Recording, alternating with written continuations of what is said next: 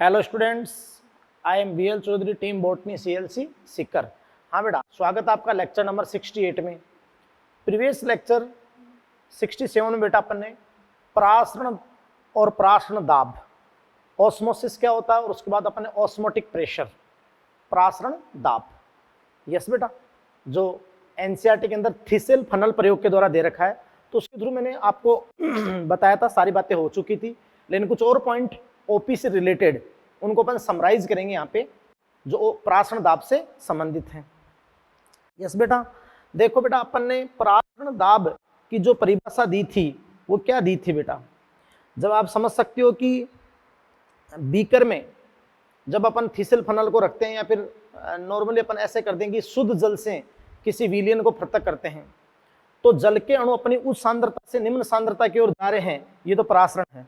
जल के अणु अपनी उच्च सांद्रता से निम्न सांद्रता की ओर जा रहे हैं तो प्रासरण है, और ये तब तक जारी रहेगा, ये जल का जाना तब तक जारी था जब तक साम्य स्थापित नहीं हो जाए। यस बेटा, तो आप जानते हैं कि साम्य स्थापित होने तक जल के अणु जाएंगे। यस बेटा, अब देखिए, बहुत ही इंपॉर्टेंट बात आपको मैं बताऊं भाई, वो जल के अणु क्यों जा रहे हैं? क्योंकि शुद्ध जल के अंदर विसरण दाब, मतलब विसरण दाब ज्यादा है शुद्ध जल का, और विलयन में जो जल है उसका विसरण दाब कम है, विलय के कारण, तो विसरण दाब के अंतर के कारण जा रहे हैं।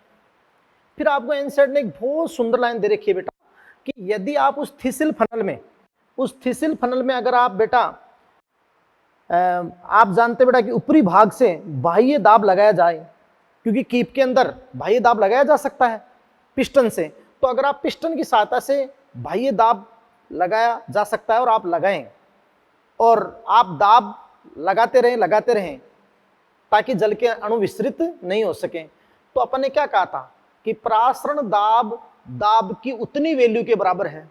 दाब की उतनी वैल्यू, जितनी वैल्यू का दाब आप बाहर से आरोपित करके जल के अणु का विसरण रोक रहे हो, बात को समझे। और ऐसा भी अपन ने कहा था कि जो शुद्ध जल और विलयन के जल के बीच जो विसरण दाब का अंतर है, जो दाब का अंतर के कारण जल के अणु की गति हो रही है, तो उसके बराबर आपका क्या है बेटा? प्रासरण दाब है। बिल्कुल परफेक्टली आपको बताया था, समझाया था। यस बेटा, और फिर अपन एक बहुत इंपॉर्टेंट बात वहां पर कहते हैं, जो आगे यहां पर भी आएगी, कि भाई रियली में जो प्रासरण दाब है वो विलय सांद्रता का कार्य है। प्रासरण दाब बेटा किसका कार्य है? विलय सांद्रता का कार्य है, solute concentration, function of solute concentration. क्यों भाई? यदि आप जानते हो कि विलयन में सोल्यूट जितना ज्यादा होगा, है ना, तो आप जानते हो कि विलय की सांद्रता अधिक होगी। विलय की सांद्रता अधिक होने पर जल जो विस्तृत हो रहा है उसको रोकने में ज्यादा दाब की आवश्यकता होगी, बाहर से लगाने में, यानी बाहर से लगाने वाले दाब की ज्यादा आवश्यकता होगी। बात को समझे, क्योंकि उस विलयन का प्रासरण दाब ज्यादा होगा और पानी जाएगा लो ओपी से हाई ओपी की ओर। बात को समझ रहे हैं आप? तो फिर अपन ने देखो बेटा कि इस ओपी के मापन की बातें की थी, तो इस ओपी के मापन की बातें की, measurement of OP, osmotic pressure के मापन की। तो यहां से मैं समराइज करता हूं, ओपी का मापन, प्रासरण दाब का मापन। तो देखो बेटा, मैंने दो बातें ली थी। एक मैंने लिए थे बेटा नॉन बायोलॉजिकल सिस्टम, अजैव तंत्र, नॉन बायोलॉजिकल सिस्टम, यानी केमिस्ट्री के अंदर आप ओपी पढ़ते हो अच्छे से, प्रासरण दाब पढ़ते हो, तो सोल्यूशन टॉपिक है, विलयन वाला टॉपिक है, वहां पर आप अच्छे से ओपी पढ़ते हो, और उसी ओपी को आपको यहाँ पे लागू करना है। लेकिन यहाँ पर सेल के रेफरेंस में पढ़ेंगे भी आगे, बंद तंत्र के रूप में। ध्यान दीजिएगा बेटा, नॉन बायोलॉजिकल सिस्टम अजैव तंत्र, यानी वही केमिस्ट्री के अंदर आप मापन करते हो, तो नॉन इलेक्ट्रोलाइट विद्युत अनअपगठ्य और इलेक्ट्रोलाइट विद्युत अपगठ्य, दो प्रकार के आप जानते हो कि अणु होते हैं आपके सामने, विद्युत अनअपगठ्य और विद्युत अपगठ्य। जैसे अपन जल में जिसको डाले और उसका जल योजन नहीं हो या वो आयन नहीं बनाए, तो आप जानते हैं कि विद्युत अनअपगठ्य होता है, नॉन आयनिक। और आप जानते हो बेटा कि जल में डालते ही वो आयन में टूट जाए तो इलेक्ट्रोलाइट होता है, विद्युत अपगठ्य होता है, विद्युत अपगठ्य, आयनिक। अब आप जानते हो कि एक फॉर्मूला होता है ओपी बराबर CRT, या फिर अपन कहते हैं ओपी बराबर MRT। तो M यहां पर क्या है? M यहां पर मोलर कंसंट्रेशन है, मोलर सांद्रता। अब मोलर कंसंट्रेशन किसकी है? विलय की। m यहां पर क्या है बेटा, मोलर सांद्रता है, मोलर कंसंट्रेशन। r क्या है, जो गैसियस नियतांक होता है। t परमताप, t क्या है बेटा, परमताप। तो यहां OP बराबर CRT ले लो, चाहे CRT या MRT, ये तो विद्युत अनअपघट्य के लिए। और विद्युत अपघट्य के लिए OP बराबर CRTI, I यहां पर हो रहा गया। I यानी क्या होता है, आयनन स्थिरांक। I क्या होता है बेटा, आयनन स्थिरांक। तो फिर अपन एक बात कहते हैं, विद्युत अपघट्य, विद्युत अपघट्य यानी आयनिक यौगिक, आयनिक यौगिक की तुलना में विद्युत अनअपघट्य, यानी अगर अपन विद्युत अपघट्य की बात करें तो विद्युत अपघट्य यानी आयनिक यौगिक विद्युत अनअपघट्य की तुलना में लगभग दुगनी OP की वैल्यू रखते हैं, है ना बेटा। यानी जो अपघट्य होते हैं ना, तो कम से कम एक एक आयन में भी वो टूटेंगे, तो I बराबर 2 तो हो गई। तो अपन बात करते हैं कि भी जो विद्युत अपघट्य है ना, आयनिक यौगिक, ये विद्युत अनअपघट्य की तुलना में लगभग दुगनी OP की वैल्यू रखते हैं। बात को समझ रहे हैं। अब बेटा दुगनी OP की वैल्यू रखते हैं, अपन एग्जांपल से समझते हैं। जैसे 0 डिग्री तापमान है, 0 डिग्री तापमान है, 1 मोलर ग्लूकोज विलियन है, 1 m ग्लूकोज विलियन, 1 मोलर कंसंट्रेशन वाला ग्लूकोज विलियन है, 0 डिग्री तापमान है। तो आप क्या करोगे, मोलर कंसंट्रेशन कितनी है 1, गैसियस कांस्टेंट कितना है 0.0821, और 0 डिग्री को केल्विन में बदलोगे 273 केल्विन, तो कितना एटमॉस्फेयर आया 22.4। कितना आया भाई 22.4, चाहे आप इसको मल्टीप्लाई करके देख लेना। यस, तो अपन कहते हैं कि 0 डिग्री पर 1 m ग्लूकोज विलियन का अपन वाया शर्करा विलियन ले सकते हैं, तो 4 एटमॉस्फेयर। यस बेटा। अब देखिएगा कि अपन कहते हैं कि यहां पर तो अपन ने ये दे दी वैल्यू सीधी कि 0 डिग्री 1 m NaCl विलियन, NaCl यानी विद्युत अपघट्य, सोडियम क्लोराइड या लवण है, ये विद्युत अपघट्य, जैसे जल में जाएगा टूट जाएगा Na+ और Cl- में। तो आयनन स्थिरांक कितना होगा इसका 2, आयनन स्थिरांक कितना होगा इसका 2। हालांकि पूरा का पूरा मतलब ऑलमोस्ट ये ब्रेक हो जाता है, लेकिन पूरा नहीं टूट पाता है, इसलिए अपन ने लगभग वैल्यू बोली है, लगभग। और मैंने वहां पर जैसे पीछे आपको बताया भी था कि भाई मैंने 20 डिग्री पे लिया था, जब 293 से मल्टीप्लाई किया था तो ग्लूकोज का कितना आया था 24, और फिर अपन ने 46 दिया था NaCl का, क्योंकि 48 होना चाहिए लेकिन 46 दिया था कि लगभग दुगुना, कि थोड़ी बहुत ऊर्जा का ह्रास भी हो सकता है।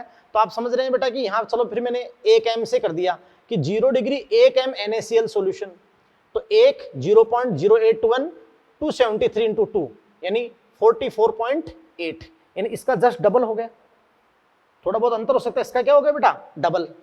बोलो बताओ, टेम्परेचर सेम है, मोलर सांद्रता समान है, लेकिन I बराबर 2, तो I बराबर 2 से मल्टीप्लाई होने के कारण आप समझ रहे हैं कि ये हो गया 44.8।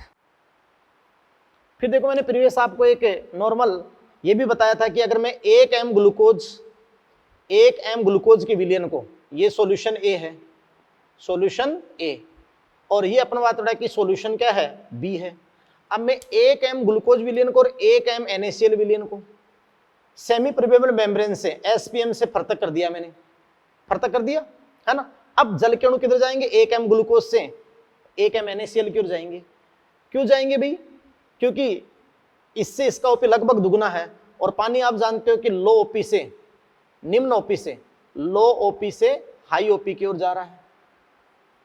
बताओ जा रहा है कि नहीं जा रहा है पानी। यस, तो आप समझ सकते हैं बेटा कि 1 m ग्लूकोज से जस्ट डबल आएगा इसका क्या OP, तो आप जानते हैं कि लो OP से किधर जाता है हाई OP की ओर। बात को समझ रहे हैं। फिर देखो अपन ने वही बात जो मैंने भी शुरू के अंदर बोली कि जो प्रासरण दाब होता है रियली में विलेय सांद्रता का कार्य है। किसका कार्य बताओ, विलेय सांद्रता का। यस, तो पहला विलेय सांद्रता, फिर विलेय का आयनन स्थिरांक अगर है तो। यस, तो विलेय सांद्रता का कार्य है फंक्शन ऑफ सोल्यूट कंसंट्रेशन। और अपन ने क्या कहा था कि जो प्रासरण दाब है वो विलेय सांद्रता का कार्य है, यानी विलेय सांद्रता अधिक होने पर, विलेय सांद्रता अधिक होने पर जल को विस्तृत होने से रोकने के लिए बाह्य रूप से अधिक दाब लगाने की आवश्यकता होगी। तो वो अपन बात रहा कि अधिक दाब लगाने की आवश्यकता होगी, तो दाब की उतनी वैल्यू के बराबर तो क्या होता है OP होता है, प्रासरण दाब होता है। यस, तो आपने क्या कहा कि प्रासरण दाब विलय सांद्रता का कार्य है, फंक्शन ऑफ सोल्यूट कंसंट्रेशन। इसलिए अपन कहते हैं कि प्रासरण दाब OP directly proportional solute concentration, कि जितना ज्यादा सोल्यूट का कंसंट्रेशन होगा उतना ही ओपी ज्यादा होगा। भाई उतने जल के अणु तेजी से अधिक विस्तृत होंगे, अब उन जल के अणु के विसरण को रोकने के लिए बाहर से उतनी ज्यादा वैल्यू का दाब लगाना पड़ेगा। तो आप समझ रहे हैं कि OP directly proportional solute concentration, और जल का प्रवाह हमेशा किधर होता है, लो ओपी से हाई ओपी। इसलिए शुद्ध जल का अगर अपन दो शुद्ध जल को पृथक कर दें तो शुद्ध जल का तो ओपी 0 हो जाएगा, क्योंकि दोनों तरफ ही शुद्ध जल है, तो कोई अंतर ही नहीं आएगा, दाब का अंतर ही नहीं आएगा। यस, तो आप जानते हैं बेटा कि शुद्ध जल का ओपी क्या होता है, 0। अब देखिए एक पॉइंट और कहते हैं कि विभिन्न आवासों में जो अलग अलग पादप हैं वो भी वेरिएबल ओपी की वैल्यू रखते हैं, उनके ओपी की वैल्यू अलग अलग होती है। अलग अलग आवासों में कहीं जल की अधिकता है, कहीं जल की न कमी ना अधिकता है, कहीं जल की कमी है। यस बेटा, तो आप जानते हैं कि विभिन्न आवासों के पादपों में ओपी की वैल्यू वेरिएबल होती है, वेरी करती है। जैसे मैं आपको बताता हूं कि हाइड्रोफाइट्स जलोद्भिद पादप, तो जलोद्भिद पादप तो बेटा जल में ही रहते हैं। अब जल में रहते हैं तो आप दिमाग लगाओ कि जल में तो वैसे एक्सेस है वाटर, तो और उनका तो मूलरोम भी नहीं होते उनमें, क्योंकि पूरा शरीर ही जल के संपर्क में रहता है, आवश्यकता होगी तो ले लेगा। तो जलीय पादपों की भाई बाहर एक्सेस में जल है, बात को समझे, तो उनकी कोशिकाओं का जो ओपी है वो कमी होता है 1 से 3 एटमॉस्फेयर, 1 से 3 एटमॉस्फेयर जो जलोद्भिद है। अब दूसरे आपके होते हैं मीजोफाइट्स समोद्भिद मीजोफाइट्स फेवरेबल कंडीशन में है। फेवरेबल कंडीशन यानी बेटा आप जानते हैं फेवरेबल कंडीशन का मतलब क्या होता है कि अनुकूल स्थिति, ना तो जल की कमी ना अधिकता। जो ये बड़े वन होते हैं समोद्भिद मीजोफाइट्स, है ना, तो उनके लिए ओपी की वैल्यू 3 से 15 होगी। 3 से कितनी होगी, 15। अब जीरोफाइट्स जो मरुद्भिद पादप हैं वो जल की कमी महसूस करते हैं, तो उनके लिए ओपी की वैल्यू कितनी होगी, 10 से 30, और हो सकता है कि मरुस्थल में 60 एटमॉस्फेयर तक हो, क्योंकि पानी लो ओपी से हाई ओपी जाता है ना, तो अंदर ओपी की वैल्यू ज्यादा होगी सेल में, तो वाटर चला जाएगा। बात को समझे। और बेटा इन मरुद्भिद पादपों में भी एक श्रेणी होती है लवणोद्भिद। पृथ्वी पर सबसे ज्यादा अगर ओपी वैल्यू होती है तो लवणोद्भिद की होती है। जो आपने मैंग्रोव पादप सुने होंगे लवणोद्भिद हेलोफाइट्स, तो हेलोफाइट्स की ओपी वैल्यू होती है 30 से 200, एक सर्वाधिक 202 एटमॉस्फेयर। एक होता है एट्रीफ्लेक्स पादप होता है, एट्रीफ्लेक्स, उसका सर्वाधिक ओपी होता है 202, क्योंकि ये तो लवणीय जल में है। अब लवण जल में लवण की सांद्रता पहले से ज्यादा है, तो बाहर का ओपी बहुत ज्यादा है। अब अगर वो अंदर की सेल का ओपी बहुत ज्यादा नहीं रखेंगे तो पानी तो लो ओपी से हाई ओपी जाएगा ना। जल का प्रवाह तो हमेशा लो ओपी से हाई ओपी। आगे भी मैं प्रयोगों द्वारा समझाऊंगा भी ये बातें, बात को समझ रहे हैं। यस, फिर देखो बेटा ये सारी बात हो गई, तो इसका सर्वाधिक ओपी होता है 202 एटमॉस्फेयर। अब देखिए ओपी को प्रभावित करने वाले कारक, तो कौन से कारक ओपी को प्रभावित करते हैं, प्रासरण दाब को कौन कौन से कारक प्रभावित करते हैं। तो एक तो पहले ही पढ़ चुकी हूं, OP directly proportional solute concentration, कि प्रासरण दाब विलय के कणों की सांद्रता के समानुपाती होता है, यानी जितनी ज्यादा विलय होगा, विलय के कण होंगे, बार बार मैंने बोल दिया विलय सांद्रता का कार्य है। यस बेटा, तो विलय कणों की सांद्रता, फिर विलय के अणु का आयनन, आयनिक यौगिकों का, अपघट्यों का ज्यादा होता है क्योंकि आयनन स्थिरांक होता है। यस, फिर विलय के कणों का जल योजन, जल के साथ योजन करे, जल योजन हो तो भी ओपी ज्यादा होता है। और टेम्परेचर डायरेक्टली प्रोपोर्शनल ओपी। एक सोल्युबिलिटी कि विलय कितनी जल्दी जल में घुलता है, तो उस पे सोल्युबिलिटी, घुलनशीलता भी ओपी को प्रभावित करती है। हाँ, अगर एटमॉस्फेरिक प्रेशर बढ़ेगा तो फिर ओपी क्या होता है, कम होता है। बात को समझ रहे हैं। तो बेटा देखो मैंने ये पूरा आपको वापस से इसका ब्रीफ, कि जो कोई भी छोटे मोटे पॉइंट आपके रहे नहीं, तो पूरा कर दिया। अब बेटा जी ध्यान दे दो कि ओपी के अनुसार अब देखना, अपन कुछ कोशिकाओं का मैं आपको बताता हूं कि कैसे एंडोस्मोसिस अंतःप्राशन का प्रदर्शन होता है और कैसे एक्जोस्मोसिस बाह्य प्राशन का प्रदर्शन होता है। और फिर अपन आगे भी पढ़ेंगे ट्रिगर प्रेशर, स्फीत दाब, फिर अपन बात करेंगे वाल प्रेशर या फिर जीवद्रव्य कुंचन। एक महत्वपूर्ण घटना क्या है, जीवद्रव्य कुंचन। यस, बात को आप समझ रहे हैं। तो बेटा देखो कि एनसीईआरटी के अंदर उस थिसिल फनल वाले प्रयोग को आप देखोगे तो बिल्कुल आपको 100% वो ओपी की बात समझ में आएगी। और ओपी बेटा प्राशन सांद्रता विलय का ही गुण है, जितना विलय ज्यादा उतना शुद्ध जल और विलयन के जल में दाब का अंतर। और आप जानते हैं कि आप जितना विलय ज्यादा उतना ऑस्मोटिक प्रेशर क्या होगा, ज्यादा होगा। क्लियर? तो नेक्स्ट अपन देखते हैं, देखिए। हाँ तो देखो बेटा, अब देखो मैं आपको बताता हूँ एक बहुत इंपॉर्टेंट चीज।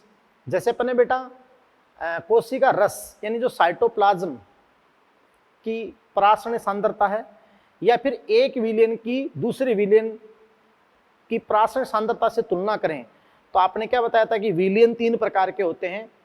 हाइपोटोनिक बताया था, अल्पप्रासरी, है ना। ऐसे आपने क्या बताया था, आइसोटोनिक बताया था, समप्रासरी, और हाइपरटोनिक बताया था, अतिप्रासरी।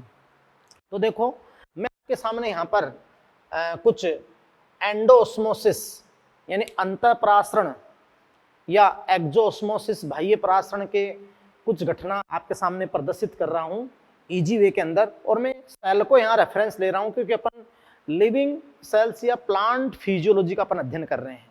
यस बेटा, तो ध्यान दीजिएगा। जैसे मैं यहाँ पे आपको कंडीशन फर्स्ट बताता हूँ, कंडीशन फर्स्ट। तो बेटा देखो कंडीशन फर्स्ट देखिएगा, वापस से वही सारे कंसेप्ट रिवाइज होंगे।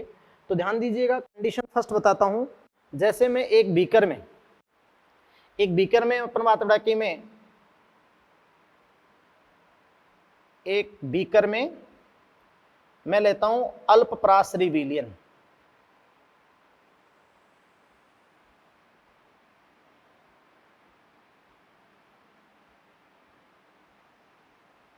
यस बेटा, तो आप ध्यान दीजिएगा बेटा कि यहां मैंने बीकर के अंदर अल्पप्रासरी विलयन ले लिया और मैं यहां पर इसमें एक सेल कोशिका को रखता हूं। तो इसमें आप जानते हो कि एक पादप कोशिका को आप इसमें रखते हैं।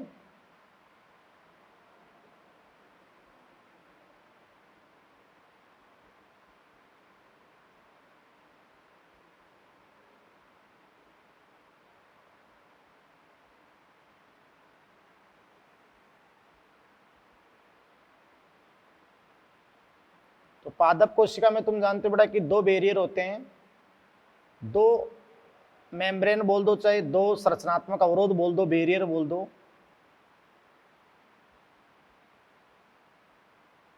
यस बेटा, तो सबसे आउटर मोस्ट क्या होती है बेटा, सेल वॉल, कोशिका भित्ति होती है। फिर आप जानते हो कि इस पादप कोशिका में कोशिका भित्ति के अंदर आप क्या होती है बेटा, मेम्ब्रेन।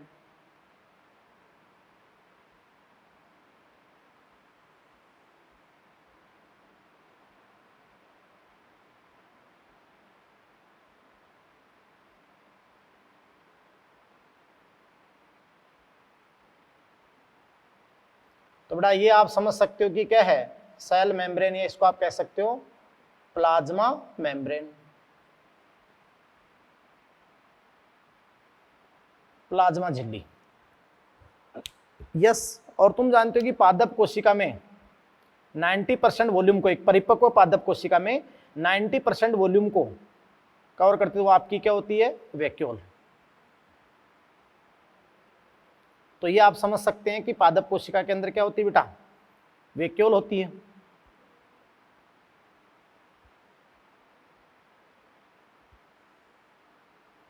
क्या होती है बेटा, वैक्यूल।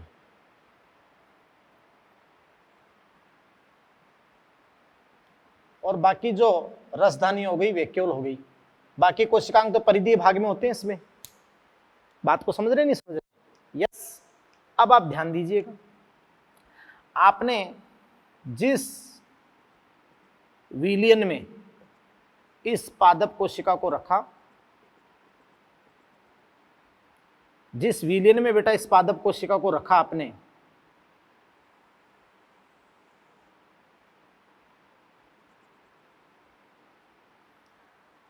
वो विलियन कैसा है,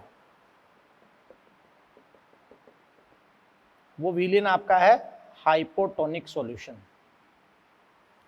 हाइपोटोनिक सॉल्यूशन। अल्प पराश्री यानी कम पराश्रयी सांद्रता वाला विलयन। लेकिन आपने तुलना किससे की इसकी? आपने तुलना किससे की बेटा? ये जो साइटोप्लाज्म है, कोशिका रस है, सेल सैप, तो आप जानते हैं कि सेल सैप से आपने तुलना की कोशिका रस से। तो कोशिका रस की तुलना में जो ये बाहर का विलयन है ये हाइपोटोनिक है। बात को समझ रहे हैं? यानी अल्प पराश्रयी है। अल्प पराश्रयी है बेटा, अल्प पराश्रयी। तो आप समझ सकते हैं कि इसकी जो ओपी ऑस्मोटिक प्रेशर है वो अंदर के ओपी यहां के ओपी की तुलना में कम है, यानी यहां का ओपी ज्यादा है, यहां का ओपी कम है।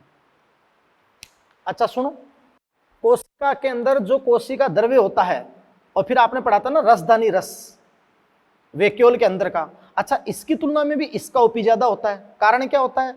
ये इस वैक्यूल की मेम्ब्रेन है, टोनोप्लास्ट आपने पढ़ी थी, टोनोप्लास्ट। टोनोप्लास्ट ये क्वेश्चन नीट में कई बार आ गया कि वैक्यूल की मेम्ब्रेन को आप क्या कहते हैं? टोनोप्लास्ट।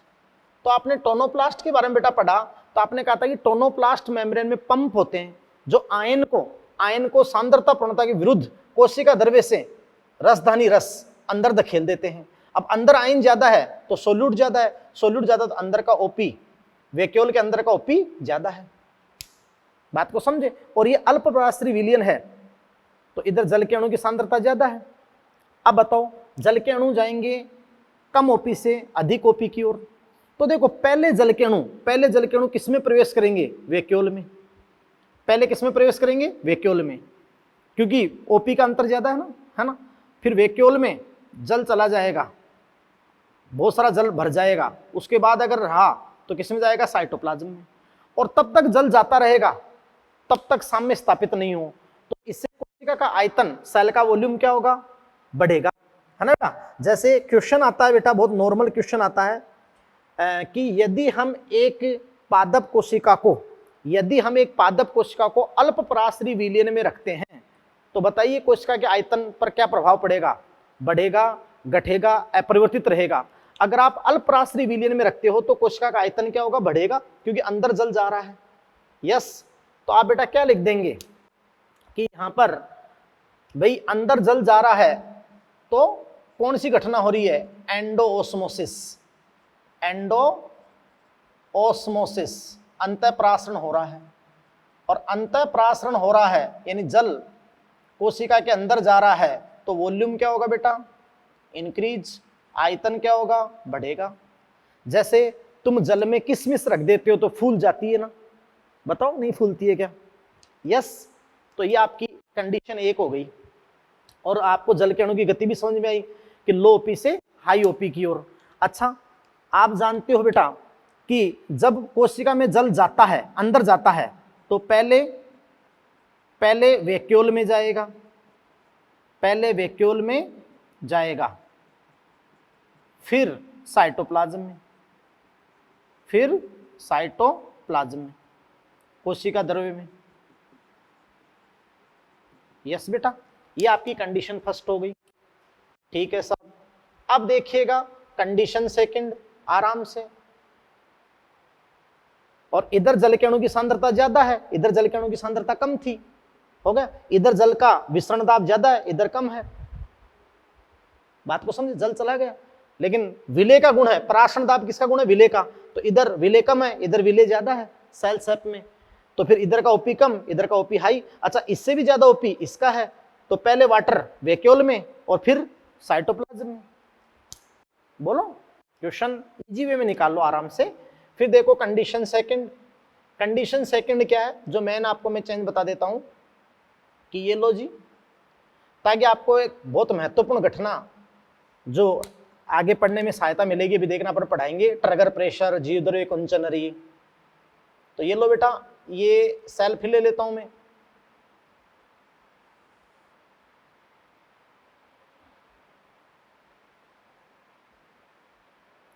तो ये मैंने पादप कोशिका ले ली।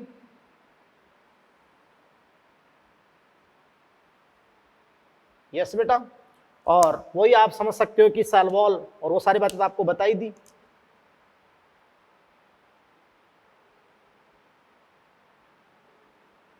ये लो यार, आराम आराम से, मजे मजे से दिमाग लगाओ। इसमें तो किसकी मूवमेंट किधर हो रही है और किस कारण हो रही है, बस ये कंसेप्ट आपको पता है तो इजी वे में सब कुछ हो जाएगा। यस बेटा, ध्यान दीजिएगा। अब आपने इस कोशिका को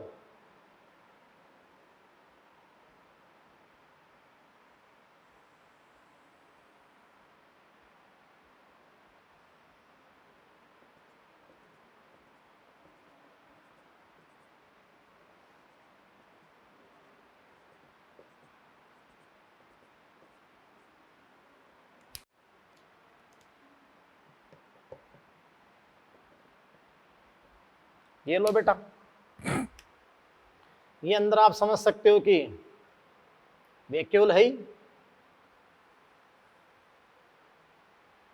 जो भी अपन बात कर लेते हैं वैक्यूल। यस बेटा, ध्यान दीजिएगा, ये सेल वॉल है, प्लाज्मा मेम्ब्रेन है,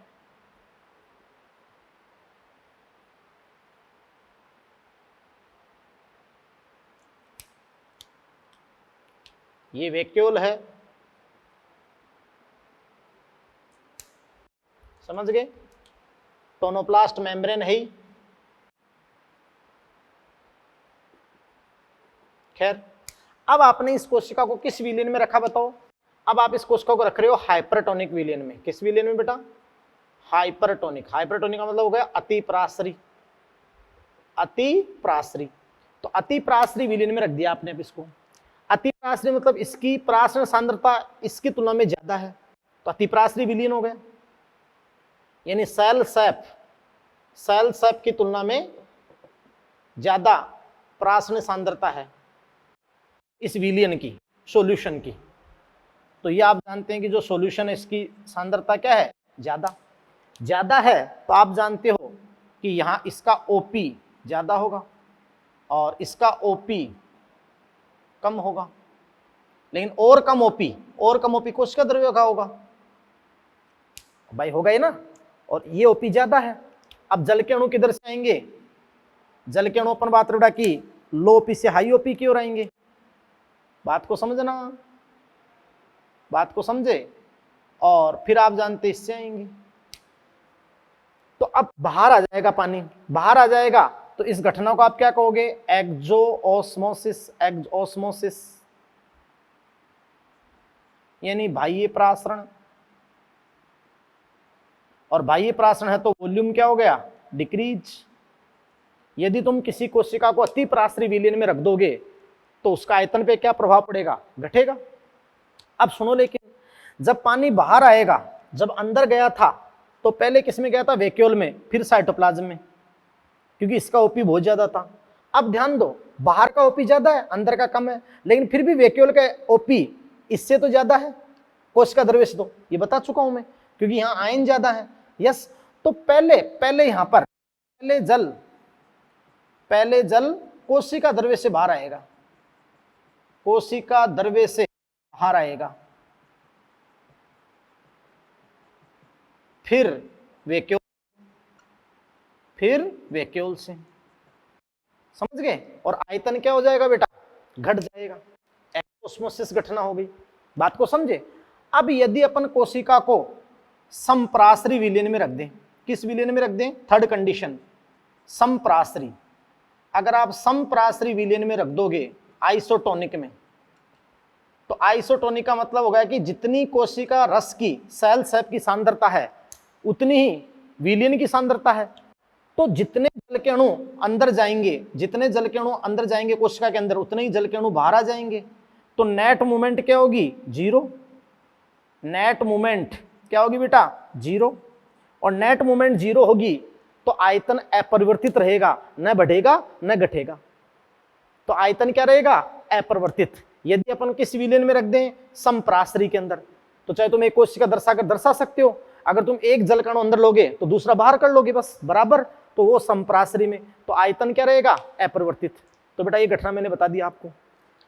ये एक्स्ट्रा हालांकि बाद में भी हो जाते हैं, एक्स्ट्रा इसलिए बता दी कि अब मैं आपको समझाने वाला हूं ट्रिगर प्रेशर क्या होता है, स्पित दाब क्या होता है, और फिर अपन बात करेंगे सबसे महत्वपूर्ण घटना जीवद्रव्य कुंचन क्या होता है, और फिर डीपीडी की। तो वो घटनाएं बहुत अच्छे से आप समझ पाओगे अगर ये बातें आप कर लेते हो तो। यस बेटा। तो नेक्स्ट अब देखिएगा अपन ट्रिगर प्रेशर की बात करते हैं। हाँ तो देखिए बेटा, अब ट्रिगर प्रेशर, स्पित दाब क्या होता है, ट्रिगर प्रेशर क्या होता है, स्पित दाब अपन पढ़ने वाले हैं। ध्यान दीजिएगा बेटा कि जब अपन बहुत ही सिंपल वे में कहते हैं कि जब किसी पादप कोशिका को, जब किसी पादप कोशिका को,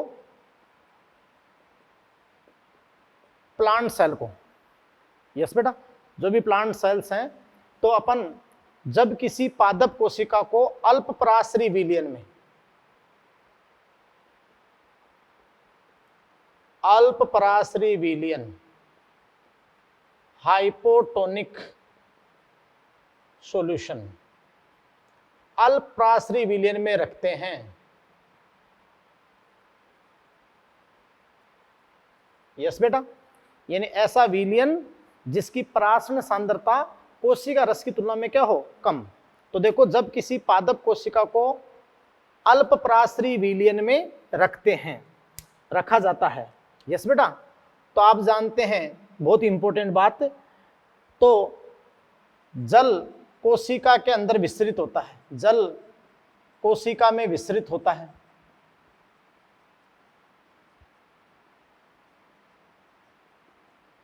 भाई होगा ही विस्तृत तो, क्योंकि आपने अल्प पराश्रय में रखा है तो जल अंदर जाएगा। यस, वो सारा बताएंगे आपको।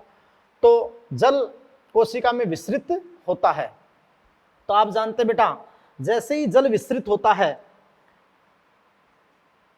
तो प्रोटोप्लास्ट, प्रोटोप्लास्ट मतलब जानते हो जैसे पादप कोशिका से भित्ति के अलावा अगर भित्ति को उठा दो तो बचा हुआ पार्ट क्या होता है, प्रोटोप्लास्ट होता है।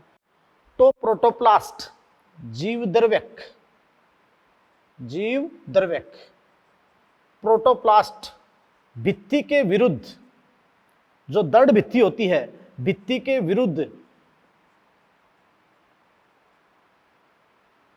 दाब उत्पन्न करता है, दाब उत्पन्न करता है, जिसे स्पित दाब कहते हैं, स्पित दाब कहते हैं। यस बेटा, यानी जब आप पादप कोशिकाओं को हाइपोटोनिक सॉल्यूशन में, अल्पराश्रयी विलयन में या शुद्ध जल में, तो अल्पराश्रयी विलयन में रखते हैं तो जल कोशिका में विस्तृत होता अंदर चला जाएगा, तो प्रोटोप्लास्ट जीवद्रव्यक भित्ति के विरुद्ध एक दाब उत्पन्न करता है, जिसे आप क्या कहते हैं बेटा, स्पित दाब कहते हैं। क्या कहते हैं, स्पित दाब। या फिर अपन कहें कि जल के प्रवेश के कारण, जल के प्रवेश के कारण जीवद्रव्यक यानी जो प्रोटोप्लास्ट है, प्रोटोप्लास्ट के द्वारा दृढ़ भित्तियों के विरुद्ध लगाया जाने वाला दाब, दृढ़ भित्तियों के विरुद्ध लगाया जाने वाला दाब क्या है बेटा, स्पित दाब। क्या बताओ, स्पित दाब। यस बेटा।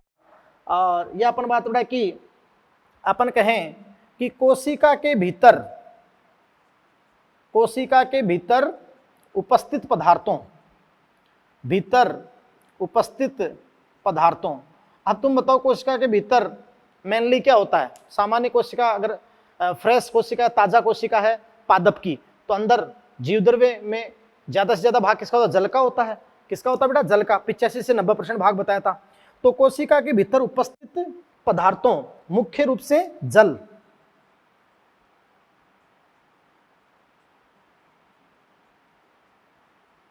के द्वारा, अपन कहें बेटा जल के द्वारा बाहर की तरफ लगाया गया दाब, बाहर की तरफ लगाया गया दाब,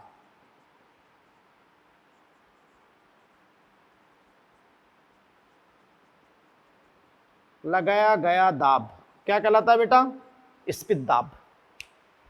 ये अपन कहते हैं कि बार बार कह दिया अल्पराश्रयी विलयन में रखने पर जैसे जल अंदर विस्तृत होगा तो जल के अंदर विसरण होने से जीवद्रव्यक प्रोटोप्लास्ट के द्वारा दृढ़ भित्तियों के विरुद्ध, अगेंस्ट जो प्रेशर डेवलप होता है, जो एक फोर्स डेवलप होता है, हाइड्रोस्टैटिक जल स्थितिक बल डेवलप होता है, दैट इज ट्रिगर प्रेशर। वो क्या है बेटा, स्पित दाब। क्या है बेटा? स्पित दाब। यस बेटा। तो फिर अपन कहते हैं कि ये स्पित दाब किस में सहायक है? कोशिका के फैलाव में सहायक है, कोशिका के फैलाव में सहायक है, फैलाव में सहायक या वृद्धि में सहायक है। कोशिका के फैलाव में सहायक या वृद्धि में सहायक। अच्छा सुने, ये जो ट्रिगर प्रेशर है ये बंद तंत्र में संभव है। टीपी बंद तंत्र में संभव है, बंद तंत्र में संभव। केमिस्ट्री के अंदर अपन कभी टीपी नहीं पढ़ते हैं, ये क्लोज सिस्टम में संभव है और स्पेशली केवल पादप कोशिका में। एनिमल सेल में भी पॉसिबल नहीं है, क्योंकि एनिमल सेल को तो तुम अल्पराश्री विलीन में रख दोगे या शुद्ध जल में रख दोगे, जैसे ही जल अंदर जाएगा दाब लगाने लगेगा तो वहां भित्ति है ही नहीं, जंतु कोशिका तो फट जाएगी, जंतु कोशिका तो फट जाएगी। लेकिन यहां दृढ़ भित्ति है, तो जैसे ही वो अंदर से दाब लगाएगा तो दृढ़ भित्ति के विरुद्ध वो दाब लगाता रहेगा, लेकिन दृढ़ भित्ति उसको रोक के रखेगी। बात को समझे? अभी बात करेंगे। तो कोशिका फैलाव में सहायक है और टीपी केवल बंद तंत्र में ही संभव है। बात को समझे बेटा, है ना? तो ये आपका होता है ट्रिगर प्रेशर। तो देखिए मैंने आपको क्या कहा, मैंने ये डायग्राम बहुत अच्छे से क्योंकि पहले भी बना दिया था इसलिए बना दिया। ये पादप कोशिका प्लांट सेल, ये आपने क्या लिया? Hypotonic solution अल्पराश्री। अल्पराश्री विलयन का ओपी प्राशन सांद्रता क्या होती है? कम। यस। और यहाँ पादप कोशिका का ओपी ज्यादा है और कोशिका द्रव्य से भी ये जो साइटोप्लाज्म है, ये साइटोप्लाज्म देखो, भित्ति के अंदर का सारा पार्ट प्रोटोप्लास्ट, प्रोटोप्लास्ट में प्रोटोप्लाज्म, और आपने अच्छे से पढ़ा है जीवद्रव्य और मेम्ब्रेन होती है, सेल मेम्ब्रेन। फिर आप जानते हो जीवद्रव्य में न्यूक्लियस और साइटोप्लाज्म होता है। अब साइटोप्लाज्म में ये तरल और अंदर वैक्यूल है, तो ज्यादा ओपी किसका है बेटा? वैक्यूल का। तो पहले जल किसके अंदर जाएगा? वैक्यूल में, तो वैक्यूल फैलाव करेगी। फिर जल किस में जाएगा? कोशिका द्रव्य में और जाएगा तो और फैलाव करेगा। तो झिल्ली समेत ये बाहर इस भित्ति के विरुद्ध, सेल वाले के विरुद्ध अगेंस्ट एक दाब उत्पन्न करेगा, और उस दाब को आप क्या कह रहे हो? टर्गर प्रेशर, स्पित दाब, हाइड्रोस्टेटिक। बोलो। तो ये बेटा आप जानते हैं कि ट्रिगर प्रेशर होता है। बात को समझ रहे बेटा? यस। अब आप ध्यान दीजिएगा, यानी मैं इतना ये बात और कह दूं ज्यादा से ज्यादा कि ये जल कब तक जाता रहेगा भाई? जब तक ये ओपी इधर कम और इधर ज्यादा है, तो ये साम्य स्थापित नहीं हो जाए। तो अपन क्या बात कहेंगे कि जैसे ही जल अंदर जाएगा तो टीपी बढ़ेगा, टीपी बढ़ता जाएगा।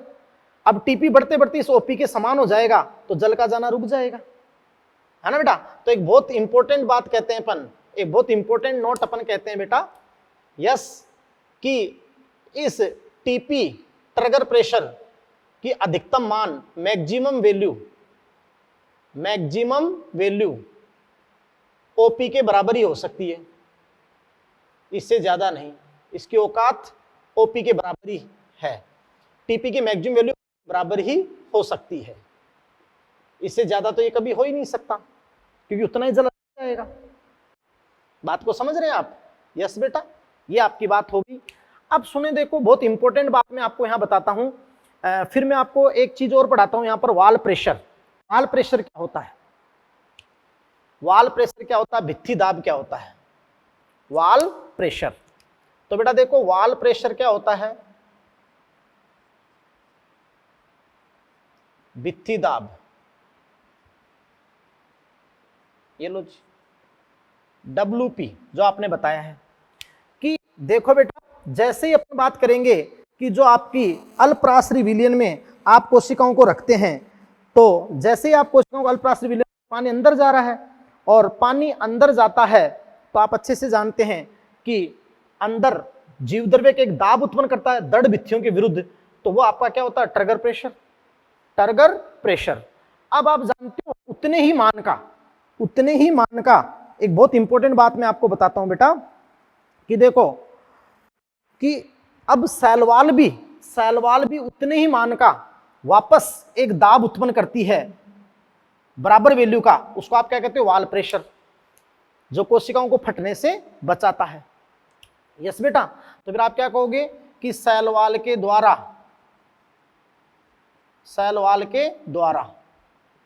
अर्थात दृढ़ भित्तियों के द्वारा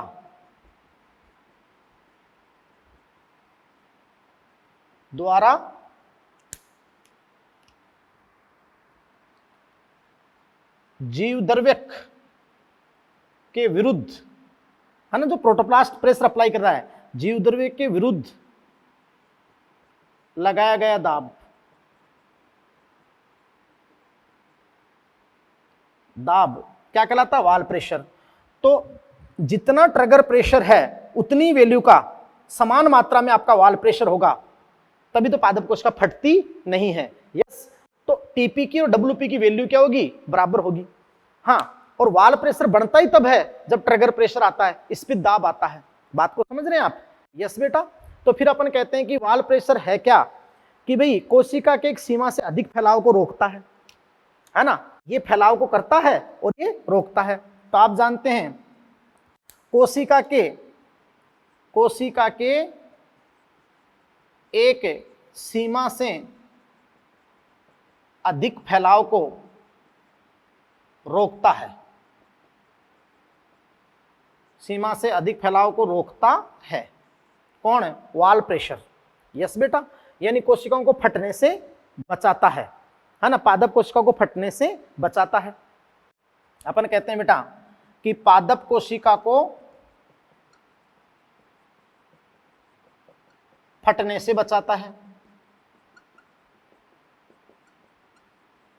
ये लो जी, पादप कोशिका को फटने से बचाता है। और वाल प्रेशर परिमाण में ट्रिगर प्रेशर के बराबर ही होता है। भाई वाल प्रेशर है ना, मैग्नीट्यूड, वाल प्रेशर जो भित्ति दाब है वो परिमाण में ट्रिगर प्रेशर के बराबर होता है, लेकिन विपरीत दिशा में, तो बेटा जल की एंट्री जैसे हुई तो जीवद्रव्य ने भित्ति के विरुद्ध प्रेशर अप्लाई किया, थोड़ी फैली कोशिका में प्रेशर अप्लाई किया, लेकिन दृढ़ भित्ति है। बात को समझे? अब भित्ति के विरुद्ध अप्लाई किया तो फिर भित्ति ने भी उसके विरुद्ध उतनी वैल्यू का, बराबर वैल्यू का प्रेशर अप्लाई कर दिया विपरीत दिशा में, तो ये वाल प्रेशर है। तभी तो ये कोशिका को फटने से बचाता है। बात को समझ रहे हो ना? और एक बात बताऊं आपको, सेल वॉल के कार्य में सेल वॉल जो लिख रखा कि यह कोशिकाओं की ओस्मोटिक इंजरी, है ना, पादप कोशिकाओं की ओस्मोटिक इंजरी या मैकेनिकल इंजरी से बचाता है। कौन? वाल, क्योंकि वो क्या क्या उत्पन्न करती है? वाल प्रेशर। तो ये आपका क्या हो गया बेटा? वाल प्रेशर हो गया। क्या हो गया बताओ? वाल प्रेशर, भित्ति दाब। यस, अब आप ध्यान दीजिएगा कि भाई यहां अपन बात कर बेटा कि ट्रिगर प्रेशर और वाल प्रेशर अपन ने बता दिया।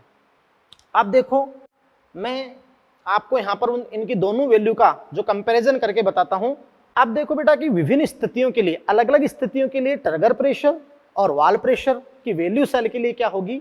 तो अपन ऐसे कह सकते हैं, जैसे ध्यान सुनना, ये आपने नोट कर लिया होगा पूरा। अब देखिए बेटा,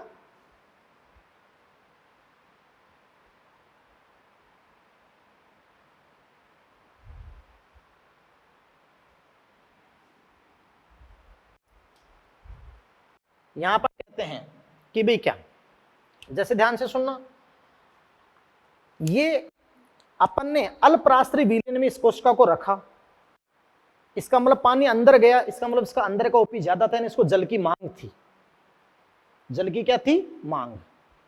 अब इस सेल को जल की मांग थी, तो आप जानते हो जैसे ही जल अंदर गया तो आप समझ रहे हो कि बेटा उसने जो अंदर से आयतन बढ़ा और फैलाव यानी भित्ति के विरुद्ध एक प्रेशर डेवलप हुआ। अब मान लो अंदर जाते जाते जितना ओपी का अंतर था, ये लो और ये हाई, इसका अंतर था, उतना पूरा कर गया, मतलब जल, यानी ओपी की वैल्यू के बराबर हो गया। तो फिर आप क्या कहोगे बेटा? जैसे अपन ट्रिगर प्रेशर के लिए स्थितियां देते हैं, ट्रिगर प्रेशर के लिए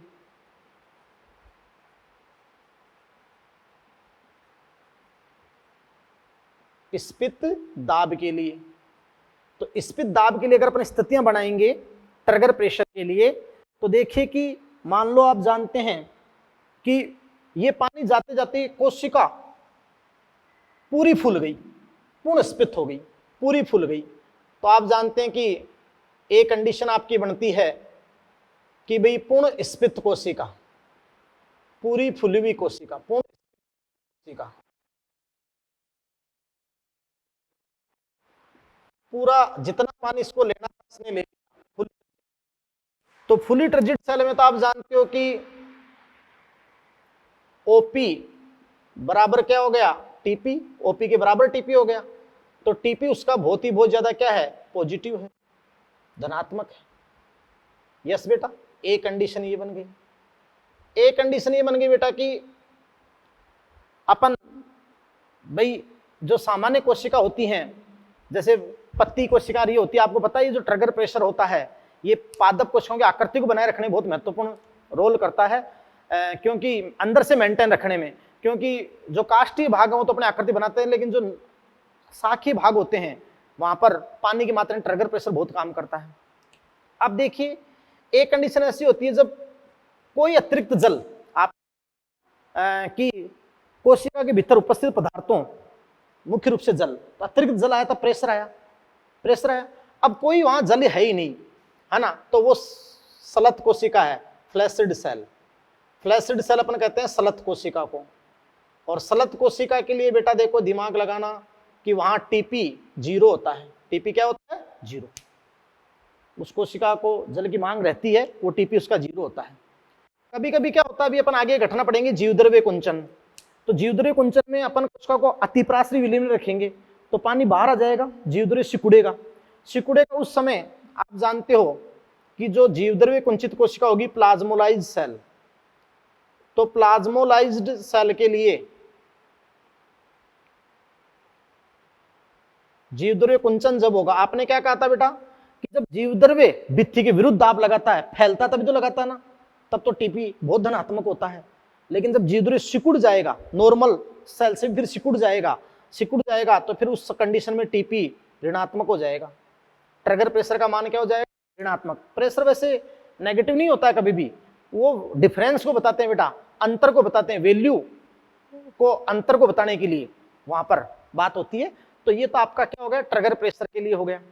किसके लिए हो गई स्थितियां बेटा, ट्रिगर प्रेशर के लिए। अब देखो अपन बात करते हैं किसके लिए, वाल प्रेशर के लिए।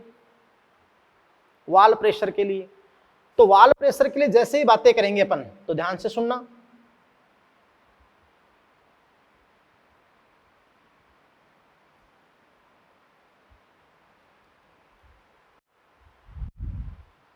देखो बेटा कि वाल प्रेशर जो होता है भित्ति दाब,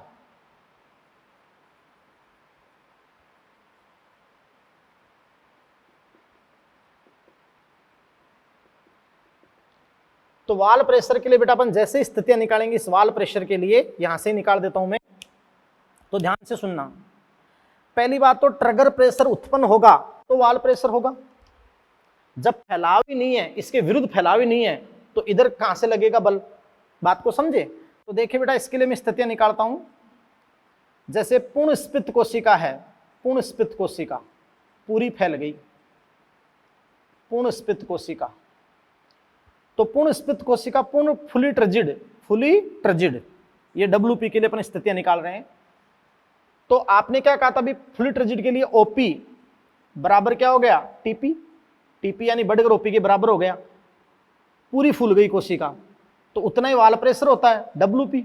क्योंकि आपको पता ही, हमने शुरू में आपको कह दिया था कि हमेशा जब टीपी बन जाता है तो टीपी बराबर ही क्या होता है, WP, बस वो बाहर की ओर वो इधर की ओर लगता है।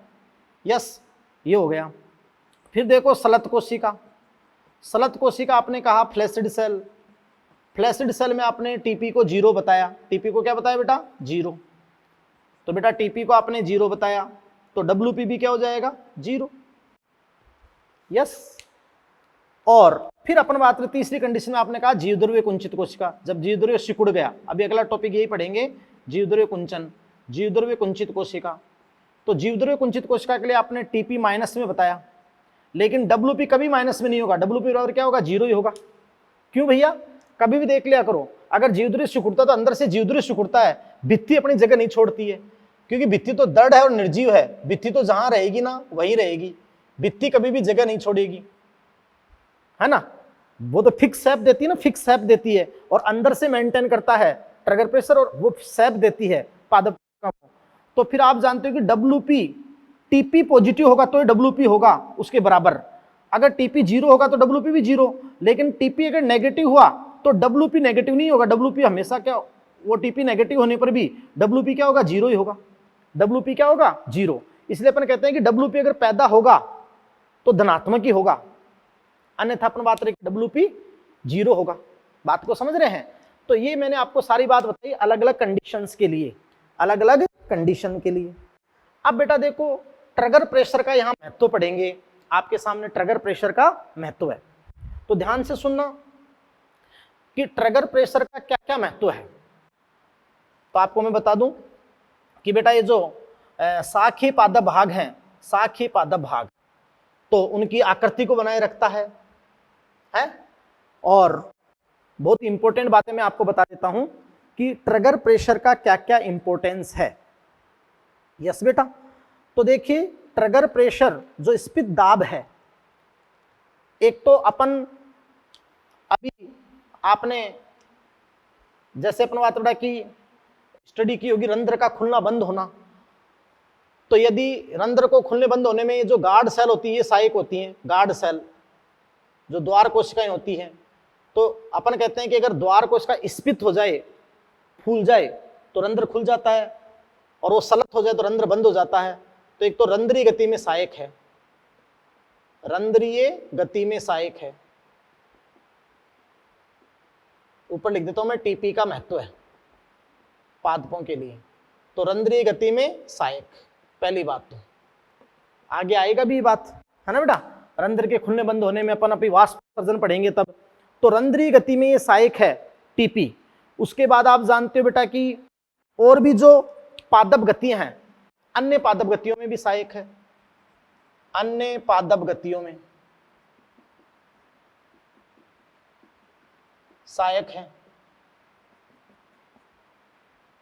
पादप की ऊर्ध्व स्थिति बनाए रखने में, ऊर्ध्व स्थिति मतलब अपराइट, और जैसे आप जानते हो जैसे मूलगोप होता है, वो बहुत मूलगोप या मूल विभजतक क्षेत्र होता है, तो तेजी से नीचे ग्रो करता रहता है, क्योंकि विभजतक कोशिकाएं जीवद्रव्य से भरपूर होती है ना, बात को समझे।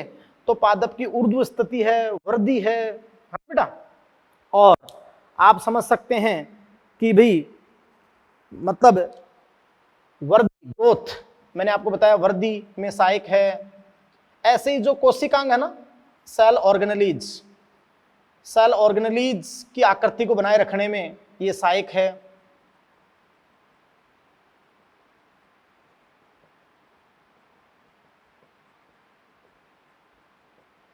रखने में सहायक है, बात को समझे बेटा। तो ये आपका होता है ट्रिगर प्रेशर और उसकी इंपॉर्टेंस। और जो शाखीय होते हैं पत्तियों की संरचना को बनाए रखने में, है ना, उनको ताजा ताजा बनाए रखता है, ये आपका होता है ट्रिगर प्रेशर। अब बेटा एक सबसे महत्वपूर्ण घटना अपन पढ़ेंगे, जीवद्रव्य कुंचन और डीपीडी। तो जीवद्रव्य कुंचन घटना पर पढ़ेंगे प्लाज्मोलाइसिस। यस बेटा, नेक्स्ट अपन देखते हैं प्लाज्मोलाइसिस। क्लियर है बेटा? तो देखिए कि इस लेक्चर में अपन यहीं तक का लेते हैं और फिर अपना घटना पढ़ेंगे प्लाज्मोलाइसिस। तो कुछ भी नहीं, प्लाज्मोलाइसिस में अपन इसी कोशिका को अतिप्राश्रयी विलीन में रखेंगे।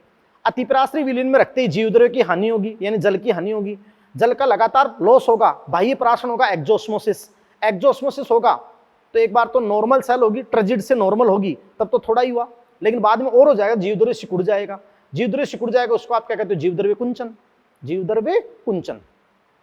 लेकिन उसकी जो कंडीशंस है वो अपन डायग्राम के थ्रू आपको जो एनसीईआरटी ने बता रखी है, उसकी स्टेट बता रखी है, वो सारा अपन आपको समझाएंगे। यस बेटा, तो आप जीवद्रव्य कुंचन के एनसीईआरटी से रीडिंग भी करके आए। यस बेटा, तो थैंक यू वेरी मच।